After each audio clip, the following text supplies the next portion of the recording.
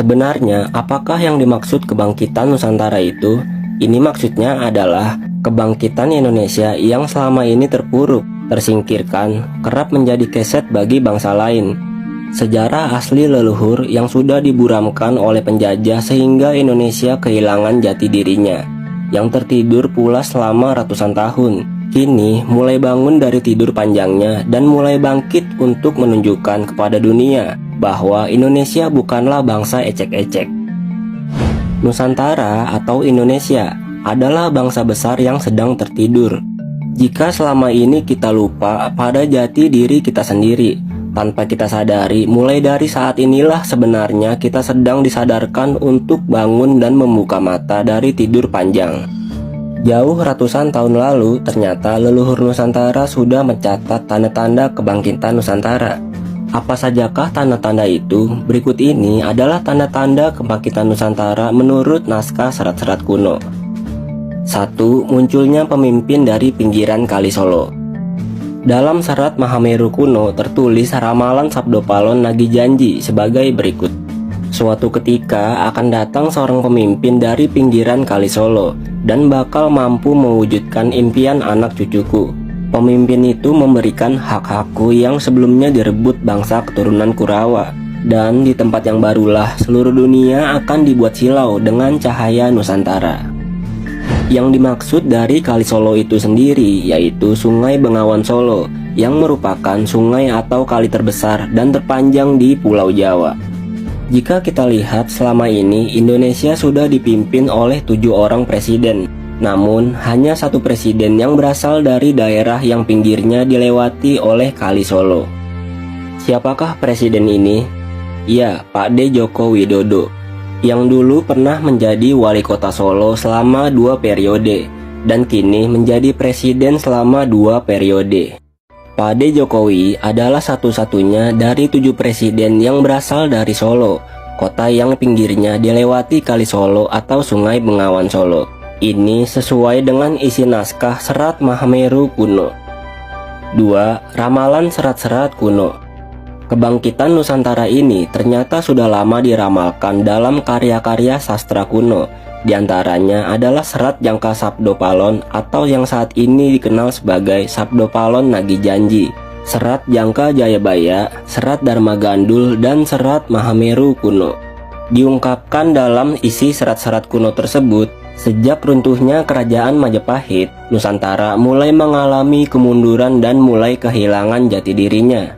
Nusantara akan terus menjadi bangsa yang mudah dijajah dan diliputi oleh beragam konflik. Kelak 500 tahun kemudian, jati diri Nusantara akan bangkit dan berjaya menuju era kemasannya kembali, hingga Nusantara menjadi mercusuar dunia. Seluruh dunia akan dibuat terpukau oleh kemilau kejayaan Nusantara. Setidaknya begitulah yang diungkapkan oleh Eyang Semar yang tertulis dalam serat-serat tersebut.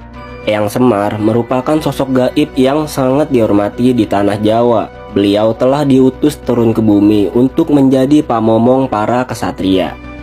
Sekarang mari kita hitung berdasarkan tahunnya. Dalam serat tersebut diungkapkan Nusantara akan bangkit setelah 500 tahun dari runtuhnya Majapahit. Sejarah Majapahit sendiri benar-benar mengalami keruntuhan pada tahun 1527 setelah diserang kerajaan Demak di bawah pimpinan Sultan Trenggana. Maka era keemasan kebangkitan Nusantara setelah 500 tahun dari keruntuhan Majapahit yaitu dimulai dari abad ini. Mulai tahun-tahun ini juga Nusantara sudah mulai menampakkan tanda-tanda kebangkitannya.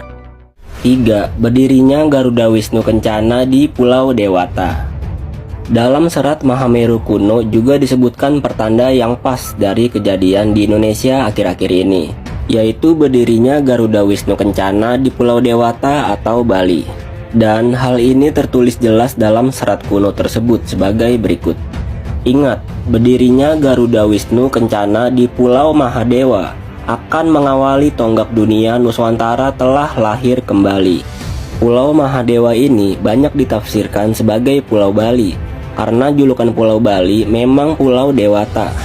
Patung Garuda Wisnu sendiri selesai dibangun pada tahun 2018, tepat di bawah kepemerintahan Joko Widodo. kebetulan atau bukan? Ingat, di dunia ini tidak ada yang namanya kebetulan, karena semuanya sudah tertulis di Lauhul Mahfuz dan sudah direncanakan oleh Yang Maha Kuasa. 4. Dibubarkannya HTI dan FPI sebagai penanda pemberantasan terhadap ideologi asing. Sebagai negara yang memiliki sumber daya alam yang melimpah, bukan rahasia umum lagi jika Indonesia menjadi incaran banyak negara asing. Penjajahan memang sudah ditiadakan sejak Perang Dunia berakhir. Namun masih ada 1001 cara bagi bangsa asing dan elit-elit kapitalis asing untuk menguasai Indonesia. Mereka sudah menerapkan strategi seperti, jika tidak bisa menjajah Indonesia secara langsung, maka kuasailah perpolitikan di Indonesia dari dalam. Rusaklah jiwa nasionalisme generasi anak muda, belokkan sejarahnya dan sembunyikan sejarah asli Indonesia yang sebenarnya. Salah satu metode penguasaan ini adalah dengan memasukkan ideologi-ideologi asing ke dalam Indonesia. Ideologi khalifah kebetulan menjadi ideologi senjata yang coba dimasukkan ke dalam perpolitikan Indonesia. Kenapa mereka memasukkan senjata khalifah di sini? Karena mayoritas masyarakat Indonesia itu menganut agama Islam, sehingga umat agama Islamlah yang mereka kacaukan. Kedua ormas Islam ini secara resmi dibubarkan pemerintah pada tahun 2020 lalu melalui surat keputusan bersama, karena dinilai bertentangan dengan tujuan Pancasila dan Undang-Undang 1945. Dan FPI juga terbukti berbaiat kepada ISIS, yakni organisasi terorisme di Irak dan Suriah, yang juga mengusung konsep khilafah. 5. Pindahnya ibu kota Indonesia ke Kalimantan.